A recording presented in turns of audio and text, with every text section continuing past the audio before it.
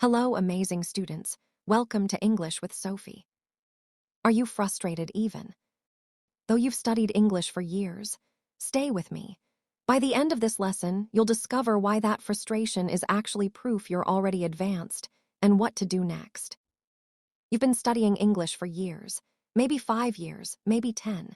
You can read articles, you understand movies without subtitles most of the time. You can write emails that make sense, but here's the problem. When you speak, something feels wrong. You hesitate, you search for words, you hear yourself and think, that's not fluent. You feel stuck. Here's the truth that will change everything. Only advanced learners feel this frustration. Beginners don't even know what they're missing. Intermediate students think they're doing fine. But you can see your own limits now. You notice when natives say something you couldn't say. You hear the difference between your rhythm and theirs. That awareness isn't failure. It's the first sign of mastery. So if you already see your limits, why do you still sound stuck? You probably think the problem is vocabulary. I need more words. Or maybe you think it's your accent. I need to sound more British or American. Let me save you years of wasted effort. That's not the real problem. The hidden trap is this. You're still translating emotions, not just words. When a native speaker says, I'm fine, they're not just saying 2 words. They're transmitting a feeling, a temperature, an energy. You translate the words, but you miss the emotional layer underneath. That's why your English sounds correct but feels empty. Grammar is the skeleton. Vocabulary is the skin. But emotion, that's the heartbeat. Without it, you sound like a robot reading a script. What if fluency has nothing to do with language and everything to do with rhythm? Listen to any native conversation. Notice something strange. They don't speak perfectly. They break grammar rules. They mumble words. They use like and everywhere. But somehow it still sounds fluent. Why? Because they feel rhythm before meaning. Every sentence has stress patterns, pauses, energy shifts. They know where to push hard and where to let go. You, on the other hand, speak correctly but sound robotic. Every word gets equal weight. Every syllable is carefully pronounced. That's why it sounds unnatural. Here's your first breakthrough. Don't speak perfectly, speak rhythmically. Let some words disappear. Hit others harder. Create music, not just meaning. Native English isn't about rules, it's about flow. But how do you start hearing English rhythm instead of memorizing it? Here's what happens in your brain right now. Someone asks you a question in English. Before you answer, you translate it into your native language. You think of the answer in your language.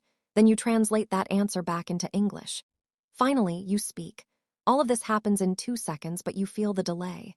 You feel the gap. That's the translation trap. Why does your brain do this? Because it's trying to protect you from mistakes. Your native language is your safety zone. Your brain says, check everything twice before you speak. But fluency can't live in that double-checking space. Real fluency begins the moment you stop protecting yourself from mistakes. You need to break that translation loop. So how do you rewire your brain to think directly in English? The secret is something I call the input mirror. Every sound you hear in English creates a pathway in your brain. The more you hear, the faster those pathways become. But here's the key. You need to listen faster than you understand. Stop pausing videos to translate. Stop replaying sentences until you get every word. Instead, let the sound wash over you. Let your brain absorb rhythm, tone, emotion, even if you miss some words. Your subconscious is smarter than you think. It picks up patterns you don't consciously notice. After enough input, something magical happens. You stop translating. English thoughts just appear in your mind. No translation, no delay, just direct thinking. Listen faster than you understand. That's how you rewire your brain. You can hear like a native, but can you move like one? Here's a strange truth about fluency. English isn't only a mental skill, it's physical movement. Your mouth, tongue, jaw, and breath all move differently in English than in your native language. English uses rhythm in the chest. Many other languages use rhythm in the throat or nose. When you speak English, your whole body needs to shift. Think about dancing. You can know all the steps mentally, but if your body doesn't move, you're not dancing. Same with English. You can know grammar perfectly, but if your mouth doesn't flow, you're not fluent. That's why you freeze in real conversations. Your mind knows what to say, but your body hasn't practiced the movement. Fluent speech is choreography. What kind of movement makes you sound instantly fluent? Watch native speakers closely. Notice their hands, they gesture constantly.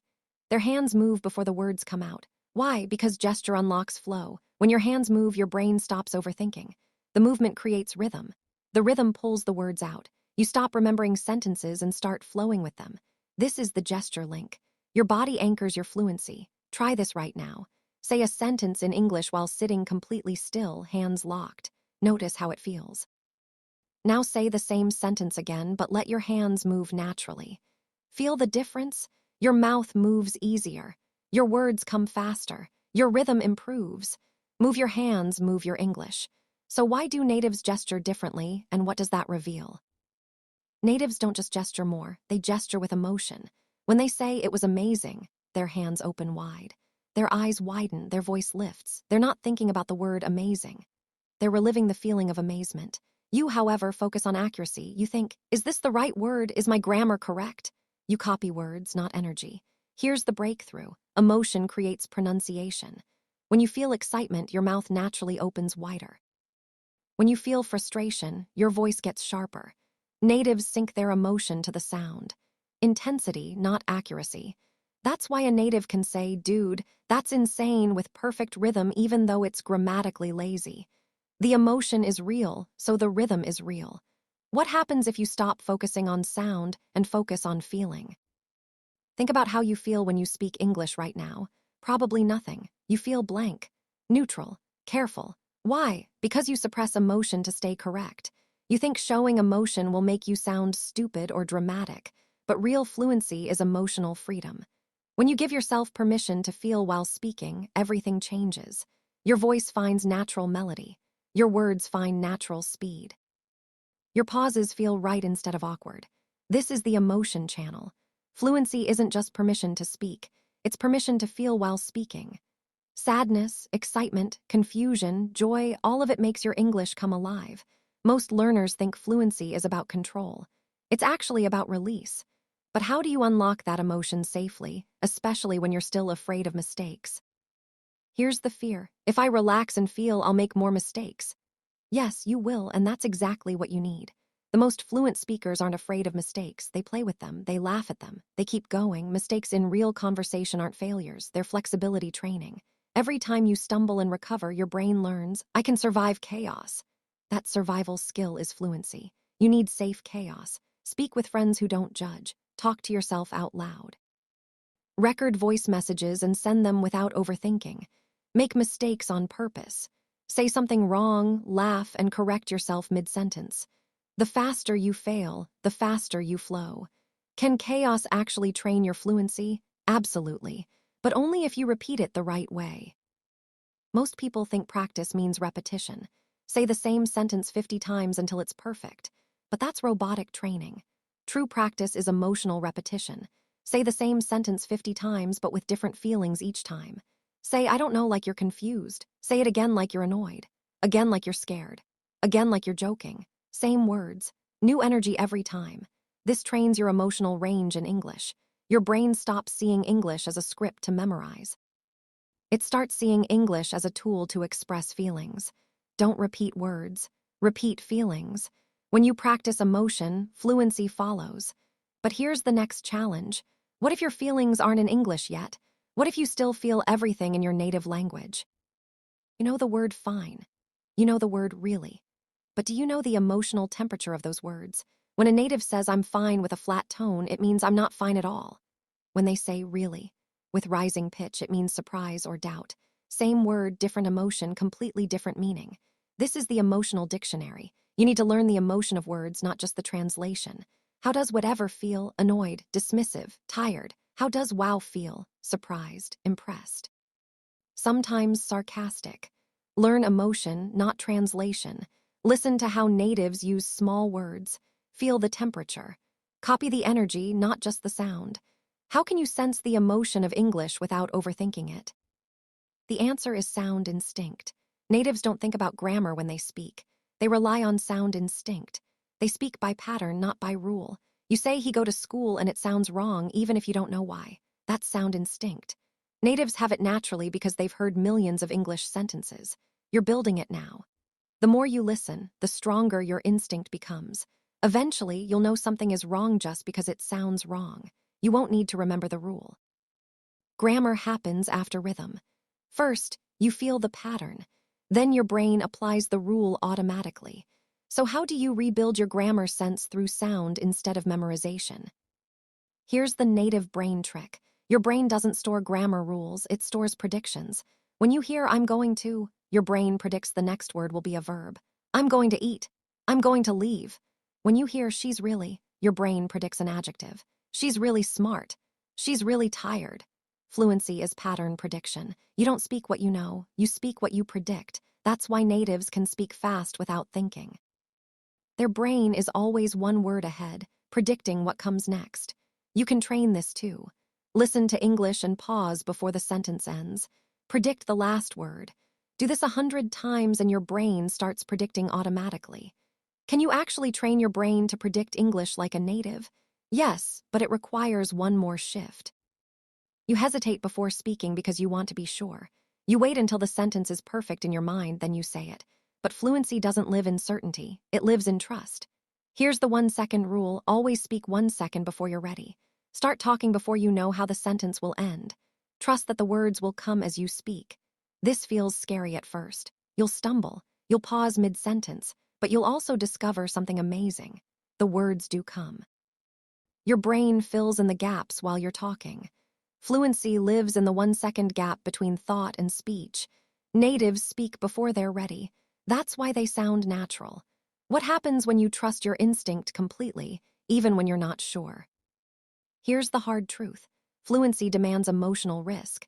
You have to be willing to sound stupid sometimes, to use the wrong word, to mispronounce something, to not finish a sentence. Your ego hates this. Your ego wants you to sound smart, controlled, perfect. But the ego must die a little for fluency to be born. Sounding imperfect is the doorway to mastery. When you stop performing and start connecting, everything shifts. You stop thinking, "Do I sound good?" and start thinking, "Am I being understood?" You stop controlling and start communicating. Stop performing. Start connecting. This is the ego crash. It feels uncomfortable, but it's necessary. If ego dies, what replaces it? Something even better. After the ego dies, you find your authentic voice. Up until now, you've been copying accents, copying phrases, copying tones you heard in movies. That's fine for learning. But the next level is ownership. You need to own your English voice, your identity in another language. You don't need to sound British or American. You need to sound like you speaking English. Your accent is your story, not your limit. It shows where you're from. It carries your history. That's not weakness. That's uniqueness. When you stop trying to erase your accent and start using it with confidence, you become magnetic. People listen because you sound real. What happens when you speak from identity instead of imitation? This is where everything changes. You realize fluency is more than language, it's who you become while speaking it. When you speak your native language, you access certain parts of yourself, certain emotions, certain humor, certain confidence. When you speak English, you access different parts. Maybe you're more direct in English, maybe more playful, maybe more thoughtful. That's not fake, that's integration. You don't learn English, you become it. Native level English isn't about sounding like someone else. It's about bringing your full self into a new language. This is the identity shift. You're not translating yourself, you're expanding yourself. So what does it feel like when that transformation finally happens? Imagine this moment. You're talking with someone in English, you're not thinking about grammar, you're not translating, you're not worried about mistakes, you're just talking, and then something happens. You laugh at the right moment, you pause for effect, you use a phrase you've never planned and it's perfect. You feel the rhythm in your chest, the emotion in your voice, the connection with the listener. And you realize, I'm not speaking English anymore. I'm thinking in English, feeling in English, being in English. This is the moment of fusion. Real fluency isn't when you understand English. It's when English understands you. You stop speaking English and start feeling in English. There's one last truth, the one no textbook could ever tell you. Here's the final truth. After all the grammar, the vocabulary, the pronunciation, the practice, what's left? Freedom. English fluency is a mirror of self-expression. Every struggle you had with English was actually a struggle with expressing yourself. You weren't learning a language. You were learning yourself through another tongue. When you finally let go, when you speak without fear, without overthinking, without translating, that's not just fluency. That's freedom. Freedom to connect with millions of people. Freedom to think in new ways. Freedom to become a fuller version of yourself. Fluency isn't about English. It's about freedom. Understand this, you're not just advanced. You're evolving, and if language can transform you this much, what else could you master next?